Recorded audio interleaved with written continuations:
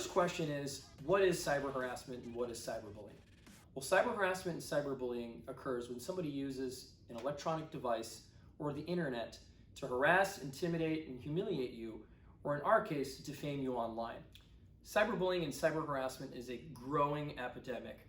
Almost 34% of kids in the United States of America have reported to have been harassed or intimidated or bullied online through social media. Most commonly, cyber harassment and cyber stalking occurs on social media.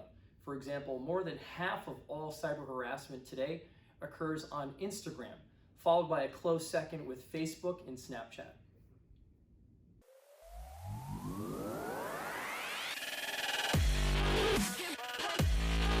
There are many problems with cyberbullying and harassment laws as they are enacted today.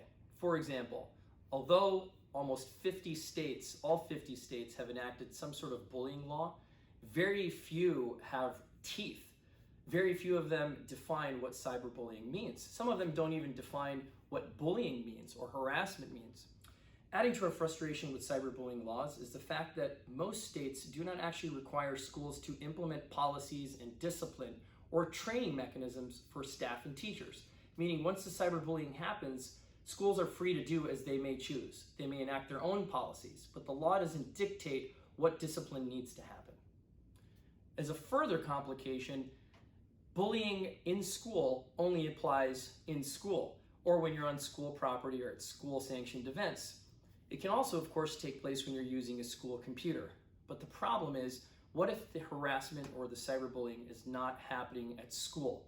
And most of our clients, that's the case. It's not happening at school. So the cyberbullying rules as they apply to schools aren't very useful to us. So what are the other options that you have? And what may be most obvious with the cyberbullying laws that are enacted in most states is they don't apply to adults. The Pew Research Center tells us that almost 3/4 of adults in the United States have witnessed cyberbullying and online harassment, and more than half have actually been harassed, defamed, or bullied online. So what do we do for adults in those situations?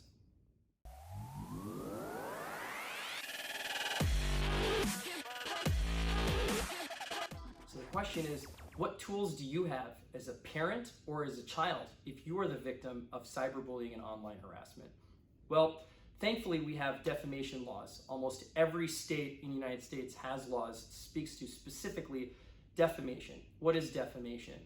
It's the publication of a false statement about a plaintiff that is false, that is made with at least a degree of fault of negligence, and that causes harm. If we can meet those elements, we may have recourse for you in the event of cyber harassment or cyberbullying. With cyberbullying, the damages that we're looking for is really no different than a traditional defamation case. We're looking for evidence of humiliation, evidence of loss of standing, reputational harm, emotional distress, and of course, monetary loss. So as an adult, if you've suffered from monetary loss, let's say you've been defamed and bullied in the workplace and it's resulted in the termination of your employment or the loss of a client, you may have an excellent claim for defamation.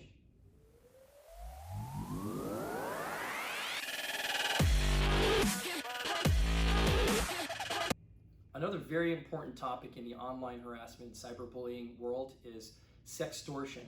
What is sextortion? Well, today's day and age, it's very easy to take pictures of yourself or of others in a compromising position, right? We've all heard of teenagers getting a little bit too friendly with each other with their cell phones. So what happens when a teenager, or perhaps you as an adult, have sent a picture to someone who then tries to extort you? Well, what is extortion? Maybe they're asking for a favor of some sort. Maybe they're asking for money. Maybe it's some sort of blackmail that if you don't do X, I'm going to do Y. I'm going to expose you. I'm going to share this picture. So the question becomes, what do you do? So I want to talk just for a minute about who these bullies are. So oftentimes clients come to us with anonymous bullying, anonymous online defamation, anonymous harassment. What do? Well, sometimes we have to file a lawsuit and subpoena an internet service provider or an email provider or other third parties to discover the identity of who this poster is.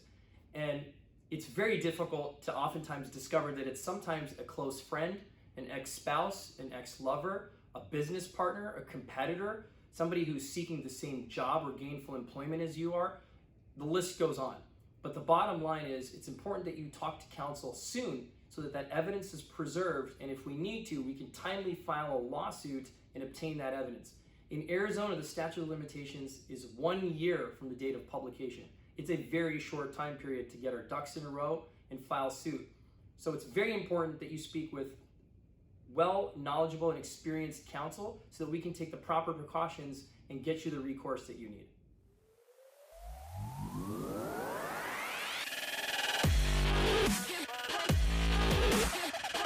Let me cover some tips to cover sextortion, cyberbullying, and online defamation.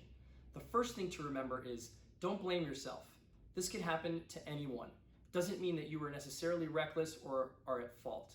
Second thing to do is immediately talk to a lawyer who is familiar with online harassment and online defamation. Oftentimes the issue can be put to rest with a simple demand without expensive litigation. Number 3, make sure to preserve all evidence. That includes the text messages themselves, the images, any sort of verbal communications if you have them recorded, any other written communications and documents that you may have. Save it and produce it to your counsel confidentially so that they can evaluate it and determine the next step. Number 4, make sure that you do not give in to any demands, whether that's through bullying or sextortion or any other type of demand that the person who is harassing you is making. Number 5, what should you say in response? You should simply tell the person to stop. And when you tell them to stop, you should preserve that evidence and send that to your counsel as well.